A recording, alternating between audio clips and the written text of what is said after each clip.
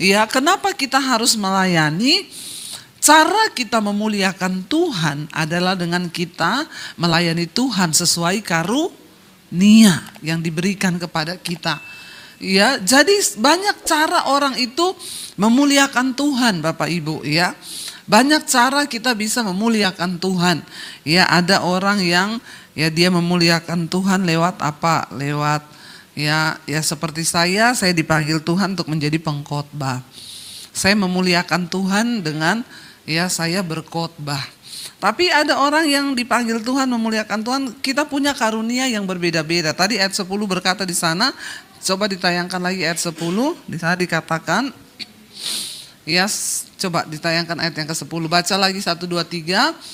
Layanilah seorang akan yang lain sesuai dengan karunia yang telah diperoleh tiap-tiap orang sebagai pengurus yang baik dari kasih karunia Allah. Jadi kalau kita bicara tentang karunia di sini bukan hanya berbicara di gereja. Ya, kita semua terpanggil menjadi pengurus yang baik dari kasih karunia. Ya, tidak ada seorang pun yang diciptakan tanpa karunia loh di dunia ini. Ya, jadi tidak mungkin Tuhan tuh menciptakan orang itu tanpa karunia. Kita semua diciptakan dengan karunia. Lalu di sana dikatakan layanilah seorang akan yang lain sesuai dengan karunia yang telah diperoleh tiap-tiap orang. Ada orang itu yang suka ya dia tuh pintar bicara. Ya. Ayat 11 tadi berkata di sana, ada orang yang pintar bicara. Jika ada orang yang memang karunianya apa? Berbicara. Makanya sekarang kan kita tuh anak-anak sekolah tuh sekarang di IG, di TikTok itu ikutilah public speaking. Ya, kenapa ada pelajaran public speaking? Karena tidak semua orang diberi karunia untuk bisa berbicara di depan umum. Ya, ada orang kalau dia bicara jemaat tidur, ya Pak ya. Ya, kalau saudara tidak punya karunia di dalam berbicara, ya jangan jadi pengkhotbah. Pasti itu jemaat tidur. Ya, bayangkan kalau ada yang khotbah, Shalom saudara. Firman Tuhan hari ini terambil. Tidur enggak saudara? Tidur, ngorok ya. Kasihan saudaranya, kasihan juga orang yang khotbah itu, karena dia tidak dikasih karunia berbicara. Tapi dia memaksakan diri berbicara. Kenali karunia kita masing-masing. Yang pertama, supaya tujuan dari karunia itu waktu kita pakai itu memuliakan Tuhan. Yang kedua itu cara kita membalas cinta kasih Tuhan. Ya sekarang banyak dibuka public speaking. Orang berbondong-bondong yang kepengen jadi pembicara, seminar atau apa masuk. Tapi saya melihat beberapa orang sudah keluar lulusan public speaking Amerika. Pas pulang, ya saya dulu pernah ada temen dia lulusan luar negeri public speaking. Syuting sama saya. Ya, jadi dikasih tahu sama sutradaranya nanti ngomongnya ini ya, saya nangkep. Oh iya, oke. Ya, waktu disuruh syuting saya nggak pernah diedit. Begitu, ayo Bu Debbie sekarang, Shalom saudara, kita percaya bahwa gini. Dia ngomong, wah luar biasa, kita nggak perlu edit. Begitu teman saya yang lulusan public speaking, sebelum mulai di syuting udah tanya sama saya, Bu catetin dong nanti saya ngomong apa. Catetin, saya catetin nih dia hafal ya. Sebelum mulai syuting 1 jam dia sudah hafal. Jadi saudara-saudara gini, dia udah latihan. Begitu syuting belepotan, aduh apa ya tadi ya, nggak jadi. Padahal udah lulusan public speaking, tapi kenapa dia nggak bisa? Karena memang bukan karunianya berbicara. Biar kau mau lulus dapat sarjana dari luar negeri, tapi kalau itu bukan karuniamu, maka jangan dipaksakan. Ya, saya mendengar ada beberapa pengkhotbah, mereka kalau persiapan khotbah 3 bulan. Satu khotbah dipersiapkan 3 bulan. Aduh, kalau dia khotbah kayak saya sehari 3-4 kali, hari ini saya khotbah 5 kali. Terus dia persiapannya 3 bulan satu khotbah, maka kalau dia 5 kali khotbah, dia harus mempersiapkan diri berapa bulan? 1 tahun 5 khotbah. Ya kenapa itu bisa terjadi? Ya dia stres, yang dengar lebih stres.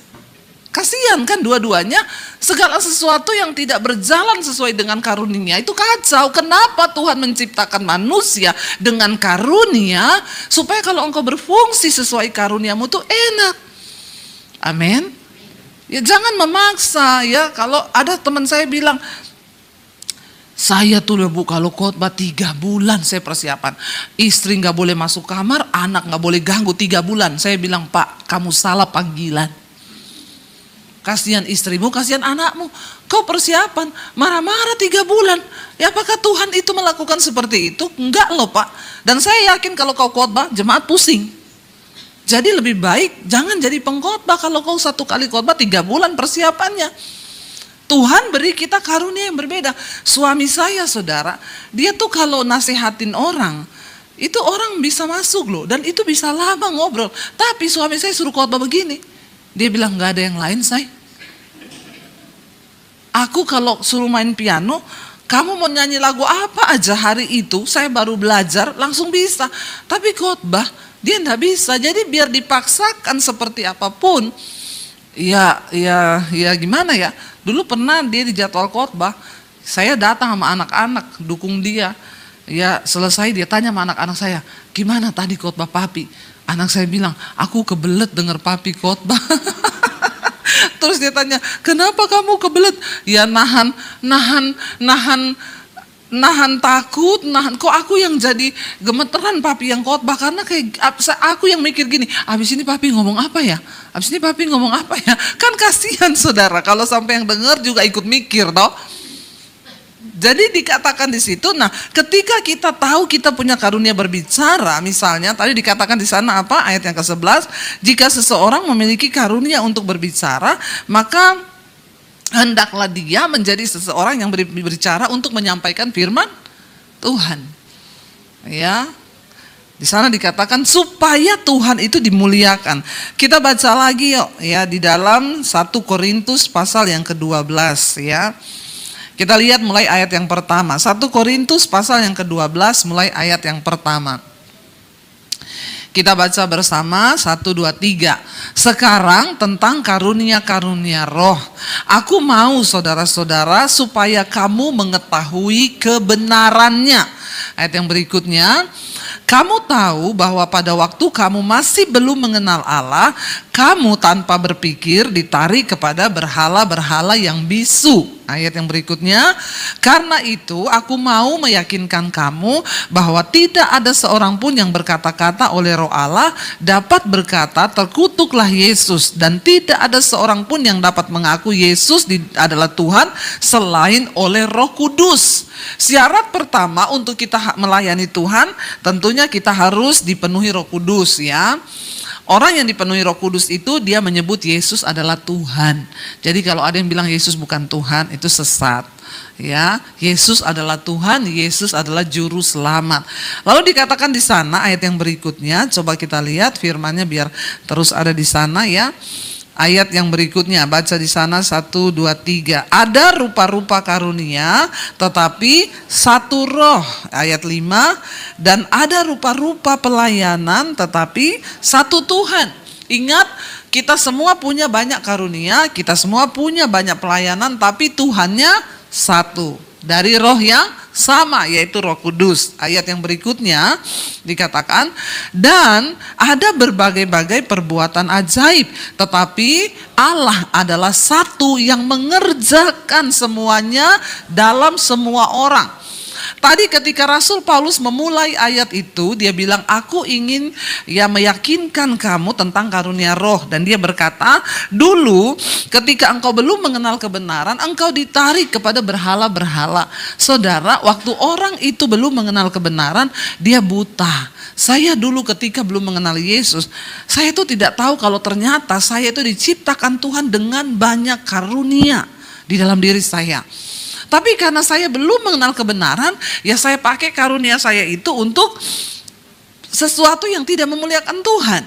Ya, saya dulu ya punya suara yang nggak fals lah ya, bisa nyanyi. Ya saya nyanyi di kafe, saya nyanyi di tempat-tempat dia dugem. Dulu saya nggak tahu kalau karunia itu ya saya harus pakai untuk memuliakan Tuhan, karena saya masih dalam kegelapan. Tetapi Rasul Paulus bilang, sekarang ketika kamu mengerti kebenaran, aku mau supaya kamu tahu tentang karunia roh itu. Ya, lalu dikatakan di sana, kita lanjut ayat yang berikutnya, dikatakan tadi, ya ayat yang berikutnya kita baca saudara, ayat yang ke-7 sekarang ya.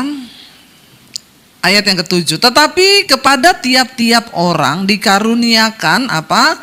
Pernyataan roh oleh untuk kepentingan bersama.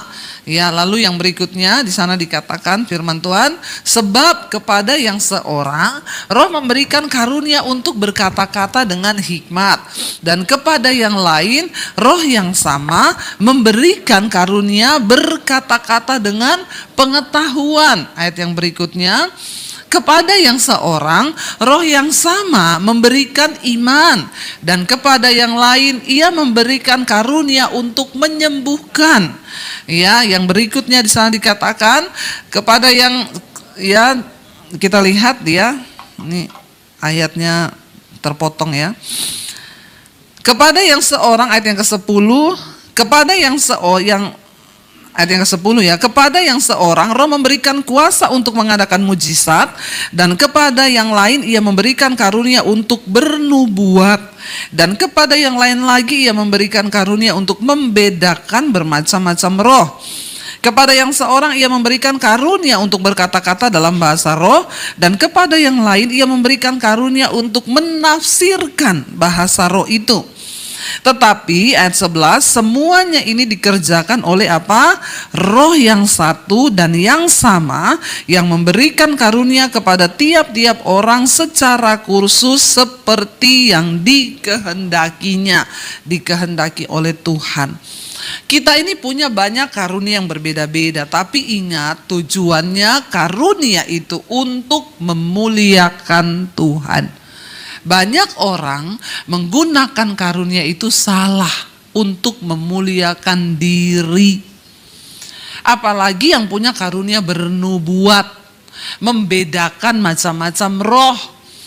Ya, saya diceritain sama teman saya, Bu, saya kemarin ibadah di satu tempat, terus pendetanya itu manggilin satu-satu orang, langsung di depan orang, kamu, ya Tuhan ngomong tentang kamu, gini, kamu. Semua dipanggil satu-satu.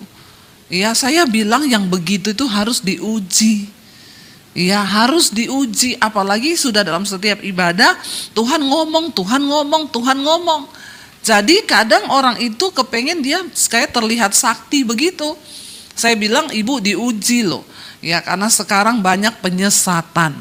Kemarin itu ya saya dengar teman saya tuh cerita, Bu, ada hamba Tuhan ya begitu, manggil orang katanya dapat suara Tuhan. Terakhir ternyata ya buntut-buntutnya berujung pada minta uang. Setelah itu dia kena kasus pelecehan. Ya, bayangkan buahnya itu apa?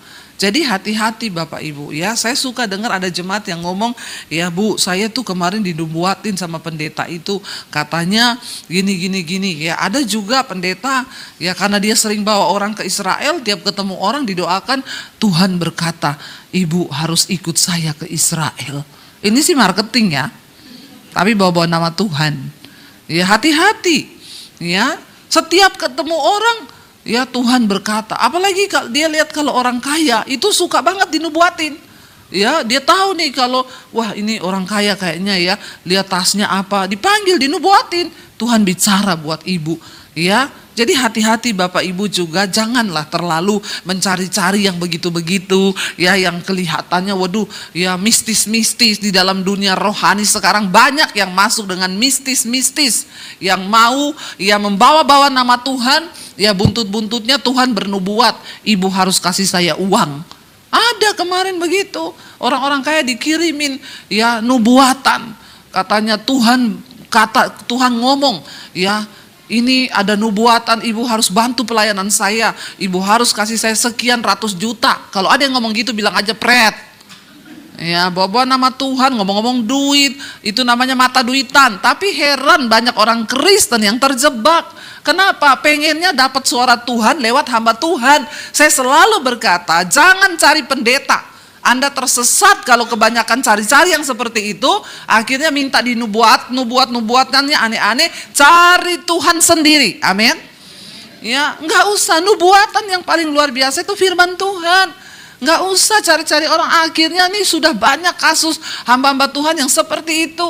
Ya, menarik hal-hal yang mistis-mistis. Datang saudara ke doa malam kami. Nanti saudara akan dapat souvenir profetik. Lewat souvenir itu saudara bisa mengetahui kehendak Tuhan.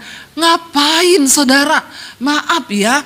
Kalau saudara dikasih gantungan salib, terus saudara pegang itu, diomongin ini souvenir profetik dari Israel.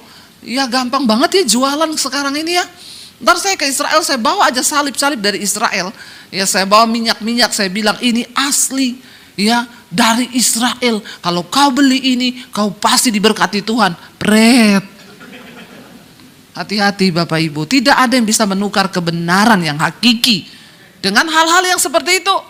Ya, saya pergi ke Israel, dibawa ke toko perhiasan. Bu, saya ajak ibu ke toko perhiasan, lain dari yang lain, bukan yang seperti biasa.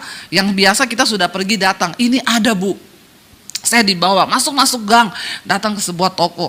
Ini Bu, toko perhiasannya. Jadi batu saudara, batu-batu biasa itu yang bulat-bulat. Dikasih satu berlian. Ya, itu dijual harganya 300 juta, ya 150 juta. Terus saya bilang, kenapa mahal sekali ya? Cuma batu begini dikasih berlian kecil. Iya, ibu tahu batu ini diambil dari bait suci. Waktu bait suci diruntuhkan Bu, batu-batu ini kami pungut. Kalau ibu beli ini, siapa tahu ini dari ruang maha kudusnya. Saya bilang, pret. Ya, kau ini jangan kebanyakan menipu. Jadi hati-hati, biar di Israel juga banyak menipu-tipu. Orang Kristen yang tidak mengerti kebenaran banyak tertipu. Ya, ini batu dari ruang maha kudus, siapa tahu bukan waktu diruntuhkan tuh kami ambil. Saya bilang terus, hello, kalau misalnya iya saya beli ini batu dari ruang maha kudus, terus saya jadi sakti gitu. Terus urapan Tuhan ada atas saya. Hello Bapak Ibu. Yesus sendiri berkata kepada seorang perempuan Samaria, dulu nenek moyang kami menyembah dan mencari Tuhan di gunung-gunung. Sekarang kami menyembah di Yerusalem. Tapi ada saatnya nanti kamu akan mencari Allah bukan lagi di gunung, bukan lagi di Yerusalem, tetapi kamu akan mencari Tuhan di dalam roh dan kebenaran. Katakan amin. Nggak usah dijadikan hal-hal yang mistis. Karunia itu sangat bahaya kalau tidak dilandasi dengan firman yang benar. Ngeri Bapak Ibu, ngeri. Ya, makanya saya bilang, saya ke Israel. Ada jemaat yang tanya, Bu, Ibu kalau selama ke Israel berkali-kali ini, Ibu doa di mana yang paling terasa hadirat Tuhannya? Yang paling merinding Bu. Saya bilang, di dalam kamar. Oh, bukan di tembok ratapan, bukan di bait suci, bukan di tempat Yesus dibunuh, bukan di tempat Yesus dibaptis, no, di dalam kamar. Biar di Indonesia juga, bukan hanya di sini. Jadi Bapak Ibu mengertilah, ya jangan mau saudara sekarang dibodoh-bodohi, ya dengan karunia rohani yang kelihatannya bisa membawa saudara kepada hal-hal, no saudara.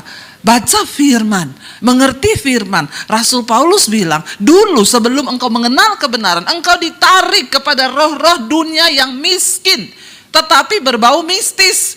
Tetapi sekarang aku mau kamu mengenal kebenaran, bahwa itu semua karunia yang mengerjakan Roh Kudus. Tujuannya untuk kemuliaan Tuhan, bukan untuk kepentingan diri, apalagi kepentingan si pendeta. Bernubuat-nubuat, buntut-buntutnya uang. Ada lagi buntut-buntutnya bersinah. Ya, jangan Bapak Ibu, hati-hati. Sekarang ini banyak sekali ajaran-ajaran yang menyesatkan.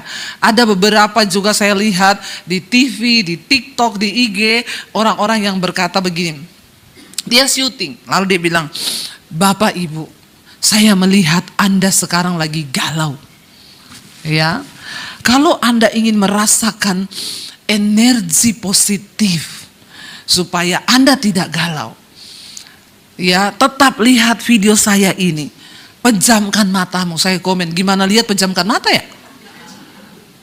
Maka dalam waktu 5 menit, ketika Anda terus menonton video saya, Anda tarik napas dalam-dalam, ya, buang ya dalam-dalam. Maka saya jamin dalam waktu 5 menit Anda akan merasakan ketenangan. Saya bilang pret. Orang-orang ini saudara, hati-hati loh. Ya, banyak orang-orang tersesat hanya karena orang menawarkan karunia-karunia yang kelihatannya seperti itu. Jadi Bapak Ibu dikatakan ada orang yang bernubuat karunianya. Pakailah itu untuk memuliakan nama Tuhan. Kalau ada orang yang menyampaikan firman Tuhan, menasehati, lakukanlah itu. Ya, sesuai dengan karunia yang diberikan. Kita lihat Roma pasal 12. Kita buka bersama Roma pasal 12 ya. Mulai ayat yang pertama. Ya, ini Rasul Paulus juga sedang berbicara tentang karunia, saudara. Ya, makanya ini diingatkan ayat 1 ini berkata begini. Karena itu saudara-saudara, demi kemurahan Allah, aku menasehatkan kamu supaya kamu pertama mempersembahkan tubuhmu sebagai persembahan yang hidup, yang kudus dan yang berkenan kepada Allah, itu ibadahmu yang sejati. Ini ibadah yang sejati. Ya, ibadah yang sejati bukan hanya saudara datang duduk-duduk di sini pulang hidupmu nggak berubah. Ibadah yang sejati mempersembahkan hidup tubuh yang kudus. Lalu ayat yang kedua berkata di sana, kita baca, janganlah kamu menjadi serupa dengan dunia ini, tetapi berubahlah oleh pembaharuan budimu sehingga kamu dapat membedakan manakah kehendak Allah, apa yang baik, yang berkenan kepada Allah dan yang sempurna. Kenapa kita harus mempersembahkan hidup kepada Tuhan? Supaya kita ini tidak menjadi serupa dengan dunia. Dan akibatnya kita ini bisa membedakan kehendak Tuhan sama yang bukan. Ayat 3 berkata, kita baca bersama ayat 3. Berdasarkan kasih karunia yang dianugerahkan kepadaku, aku berkata kepada setiap orang di antara kamu, janganlah kamu memikirkan hal-hal yang lebih tinggi daripada yang patut kamu pikirkan. Tetapi hendaklah kamu berpikir begitu rupa sehingga kamu menguasai diri menurut ukuran iman yang dikaruniakan Allah kepada kamu masing-masing. Jadi gini Bapak Ibu, jangan terlalu memikirkan hal-hal yang lebih tinggi daripada apa yang patut. Pengen sakti, pengen punya karunia. Saya punya teman hamba Tuhan, ya dia bilang, saya punya satu kerinduan yang sampai hari ini belum terwujud, saya pengen membangkitkan orang mati. Terus saya bilang, terus buat apa? Kalau kamu pengen membangkitkan orang mati, terus buat apa? Ya enggak, pengen aja gitu. Saya bilang, itu bukan dari Tuhan, itu ambisimu. Dan kalau kau terus berdoa puasa supaya kau bisa membangkitkan orang mati, padahal Tuhan enggak kasih karunia itu kepadamu, kau stres, bahkan bisa jadi sesat. Akhirnya terlalu memikirkan hal-hal yang menurut ukuran iman tidak masuk kepada dia. Orang membangkitkan orang mati itu karunia dari Tuhan. Ya, saya lebih suka membangkitkan orang yang mati rohaninya daripada bangkitkan orang yang mati fisik. Ngapain? Ya, saya bilang lebih baik kamu bangkitkan orang yang mati rohani daripada kamu bangkitkan orang yang mati secara fisik. Buat apa? Ya, kalau sudah waktunya mati, pasti buat jago-jagoan supaya pada akhirnya, pendeta sakti loh bisa bangkitkan orang dari kematian. Itu terlalu tinggi pikirannya. Lalu kita lihat ayat yang selanjutnya berkata apa Bapak Ibu? Jadi ingat ya, kita ini punya takaran iman masing-masing. Jangan melampaui. Sebab sama seperti pada satu tubuh kita mempunyai banyak anggota, tetapi tidak semua anggota itu mempunyai tugas yang sama. Kalau kamu nggak diberi karunia membangkitkan orang mati, ya ndak usah orang lain diberi. Kamu nggak usah pengen sama orang itu. Ya, saya diberikan karunia untuk berkhotbah. Ya saudara jangan, Bu Debi bisa khotbah, saya juga bisa. Enggak semua orang bisa seperti itu. Orang teman saya aja ngomong sama saya, pendeta, aduh saya tuh mau niru Bu Debi khotbah ya di mimbar. Saya mau ngomong pret tuh mulut saya nggak bisa kebuka loh. Saya bilang, ya memang nggak bisa Pak. Kenapa ya Bu? Ibu tuh enak aja loh ngomong pret. Saya bilang, ya itu pun juga kan nggak bisa satu orang dengan yang lain tuh nggak bisa. Dia saya bilang, kayak suami saya, mau ngomong priat, dia orang Solo, saya ini lahir di Sulawesi. Ya memang kita biasa ngomong ceplas-ceplos apa adanya. Ya tapi tidak semua orang sama. Dikatakan ingat loh, kamu itu tidak usah menjadi kepengen sama seperti orang lain, karena kita ini mempunyai banyak anggota, tetapi kita semua anggota itu mempunyai tugas yang beda-beda, dan tugasnya itu juga ya bukan dikatakan pada satu tubuh kita punya banyak anggota, tapi tugasnya itu tugas yang satu dan tidak harus sama. Kita lihat ayat yang kelima dikatakan di sana. Ayat yang kelima, demikian juga kita apa? Walaupun banyak adalah satu tubuh dalam Kristus, tetapi kita masing-masing adalah anggota yang seorang terhadap yang lain. Bagi tubuh Kristus, gereja tidak boleh bermusuhan. Walaupun merek gerejanya berbeda, tapi kita ini satu dalam Kristus. Ya, jangan pandang tuh, oh gereja ini seperti ini. Enggak. Ya Tuhan tidak melihat merek gereja, Tuhan melihat karakter Kristus dalam hidupmu. Ayat yang berikutnya dikatakan di sana. Kita baca bersama ayat yang berikutnya. Ya ini kalau bisa firmannya biar tetap di situ aja ya. Kalau bisa naikin yang ke ayat berikutnya. Jadi saya nggak usah menunggu ya. Demi ayat yang ke-6 ya dikatakan. Demikianlah kita mempunyai apa? Karunia yang berlain-lainan menurut kasih karunia yang dianugerahkan kepada kita.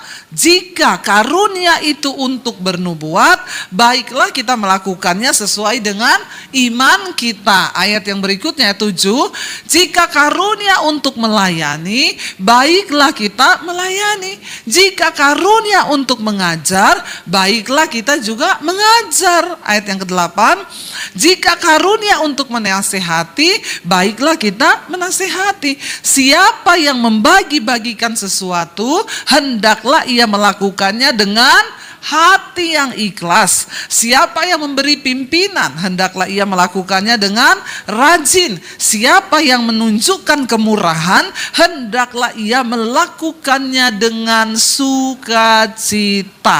Ya, hendaklah kasih itu jangan pura-pura, jauhilah yang jahat dan lakukanlah yang baik.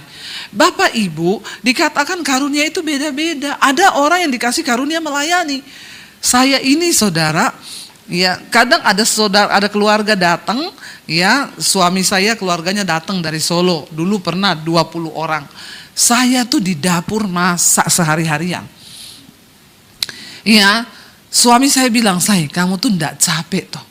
Kenapa kamu gak beli aja makanan?" Aku bilang saya seneng. Saya seneng kalau saya masak, orang makan dan ngomong enak ya. Capeknya itu terbayarkan, itu karunia melayani. Kalau orang gak punya karunia itu saudara suruh, maka dia kupas bawang sambil bersungut terus mukanya ya ketekuk. Kenapa? Karena memang bukan karunianya melayani. Ada orang-orang yang dia seneng, saya seneng saudara, sampai akhirnya begitu mereka pulang ke Solo, ya saya sih teler saya. Suami saya marah-marah, itu kan akhirnya jadi kecapean sendiri, lagian sih masak. Saya kepengen mereka datang, mereka makan masakan yang mereka gak pernah makan. Saya bilang, ya ini kan makanan menu saya, dan semua tuh ngomong, ih enak banget ya, ajarin dong gini, bikinnya ini saya seneng. Ya, kalau kita melakukan segala sesuatu, hendaklah kita melakukannya dengan hati yang tulus, ikhlas. Ya, kalau nggak tulus, jangan. Itu bukan karunia, engkau memaksakan. Ya, kalau ada orang yang punya karunia menasehati, baiklah dia menasehati. Ya, jadi lakukan itu dengan hati yang tulus, ikhlas. Bapak Ibu, hari ini, ayo kenali karuniamu itu apa. Jangan sampai nanti kita mati. Kita sudah mati, ya sampai kita mati kita tidak sadar dan kita nggak tahu apa karunia kita, ya apakah kita ini ada orang yang diberi banyak dan karena dia setia ditambahin Tuhan terus, ya orang-orang itu ngomong Bu Dewi itu multi talent ya, banyak ya karunianya. Saya bisa nyanyi, saya bisa bikin lagu. Suami saya pemusik tapi dia nggak bisa cipta lagu. Ya, saya nggak bisa, saya ya bisa musik main gitar ya, walaupun hanya kuncinya E beat G A D. tapi lumayan buat konsumsi sendiri.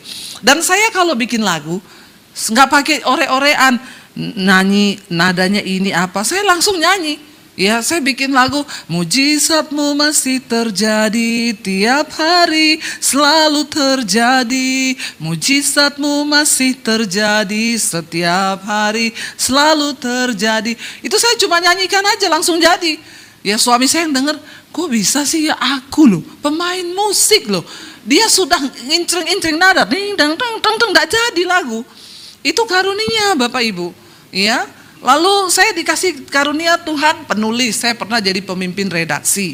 Ya, ketika pandemi saya dapat karunia melukis. Tuhan pelihara kami lewat lukisan. Laku 25 juta, 35 juta, 40 juta, 75 juta. Di masa pandemi saya melukis hampir 50 lukisan. Dan Tuhan pelihara kami lewat itu. Loh, apakah saya jago lukis? Apakah saya pernah kursus? Saya pernah belajar? Enggak. Tiba-tiba datang ketika pandemi. Dan saya percaya itu diberi Tuhan karena kita ini setia. Kalau orang setia ditambah terus karunianya. Tapi kalau orang malas, Alkitab bilang apapun yang ada padanya itu diambil. Malah gak bisa apa-apa. Makanya Bapak Ibu kenali karuniamu sekarang. Kalau karuniamu berbicara, jangan kau cerewet tanpa arah tujuan. Di rumah cerewet aja, cerewetnya itu bersungut. Tuhan bilang, kalau kau dikasih karunia berbicara, haruslah engkau berbicara sebagai orang yang menyampaikan firman Tuhan. Bukan harus di khotbah, di rumah, kepada anak-anakmu. Anak-anak, ya kita ini gak pernah tahu ke depan itu, masa depan itu seperti apa. Tapi Alkitab bilang, kalau engkau hidup mengandalkan Tuhan, engkau pasti disertai Tuhan. Ini kan nasihat.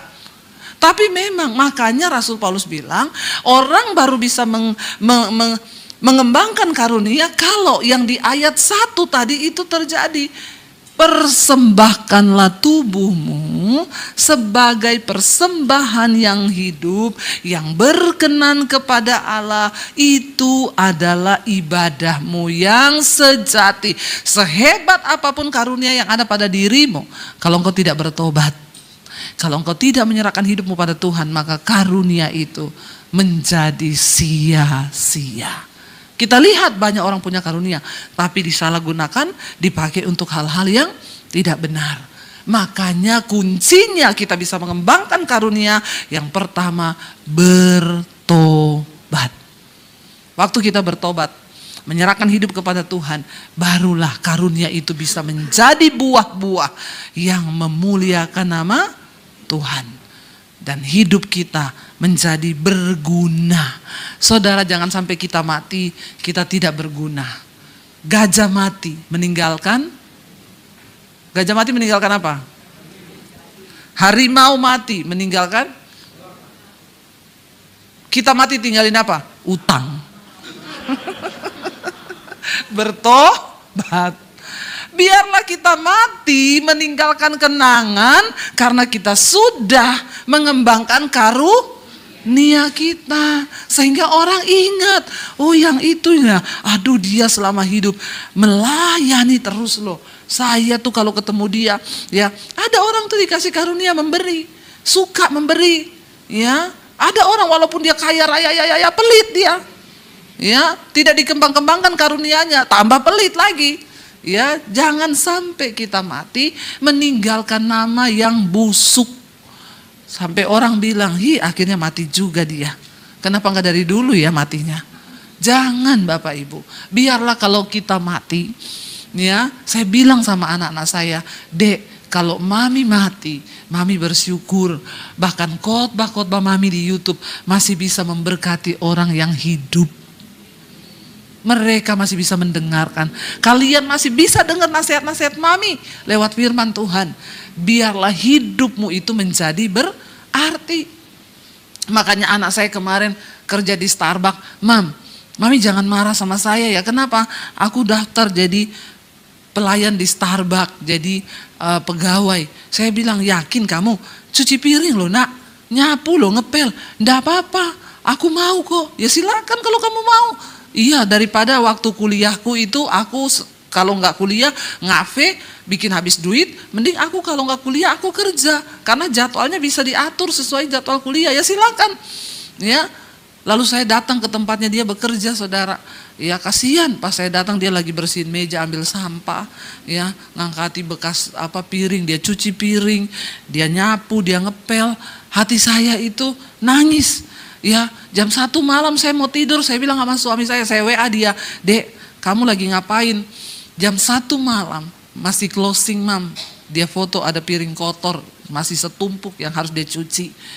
Saya nangis, saya bilang sama suami saya, "Kita masa tidur dia cuci piring? Kasihan ya anak kita ya nak." Ya suami saya kalau saya gitu dia gini, "Enggak apa-apa say, biar dia belajar." Tapi besok malamnya dia yang WA anak saya, "Dek, jam 1:30 udah tidur belum? Udah pulang belum?" "Belum, aku lagi ini pap, masih ngangkat sampah, masih bersihin ini." Kata suami saya gini, "Aduh gajinya berapa sih?" Bilang dia, "Nggak usah lah kerjalah, pulang aja." Saya bilang, "Kamu kemarin ngomong sama saya biarin, sekarang kamu yang ngomong suruh pulang. Biarin aja, dia biar dibentuk sama Tuhan." Lalu saya pikir dia kapok, udah 2 minggu dia kerja. Saya bilang, "Dek, kamu pasti capek ya, kamu pulang aja deh." "Gimana?" "Enggak, aku seneng kok, aku menikmati kok, enggak apa-apa mam. Ya, aku kerja 9 jam sampai jam 1, jam setengah 2 pagi, dapatnya 200 lebih sekian." "Mam, cari uang itu susah ya mam ya. Saya selama ini minta uang 250.000 buat ngopi, buat ngafe, buat pedicure, manicure. Ternyata nyari uang segitu harus dibayar dengan 9 jam. Aku cuci piring, aku bersih-bersih." "Nah iya kamu udah rasa sekarang?" "Iya mam, aku sekarang jadi mikir mau beli apa-apa." "Bagus," saya bilang. Ya, kita pergi ke sana. Anak saya yang gede sama yang kecil, lihat kakak, lihat yang tengah nih, anak yang tengah lagi beresin piring kotor sambil ketawa-ketawa liatin aku. Terus saya bilang sama dua anak saya, "Kalian bisa nggak kayak begitu di depan orang ngambil piring kotor?" Anak saya yang gede ngomong, "Aduh gua sih kagak mam, nggak bisa, mentalku nggak bisa kayak begitu." Bukan karunia. Dia bilang, "Kalau aku lebih suka tulis-tulis angka-angka deh, belajar di belakang laptop aja, jangan disuruh kayak gitu." Bahkan mental aja dia nggak berani. Tidak semua loh saudara, orang bisa nyapu di depan orang, ngambil sampah dimarah-marahin. Ya, saya dari situ sekarang. Ya memang dari dulu saya menghargai petugas tukang cuci WC di mall, yang lap-lap meja. Apalagi setelah anak saya sekarang bekerja, saya bilang suami saya, bayangkan itu anak kita loh. Ya, jadi banyak nilai, nggak apa-apa saya biarin aja dia. Ya, tapi itu karunia. Kalau bukan karunia, nggak bisa. Ya, karena itu Bapak Ibu temukan karuniamu itu sekarang. Walaupun di rumah engkau melayani, nggak apa-apa tuh bapak-bapak lap meja, bantu-bantu istri kan.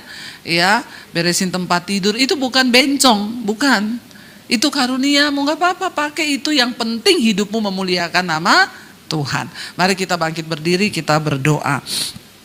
Bapa, bawa kami untuk menemukan Tuhan, apa arti hidup kami, menemukan karunia kami, menemukan panggilan kami di dalam Tuhan, supaya kami boleh mempergunakan masa-masa hidup kami ini untuk memuliakan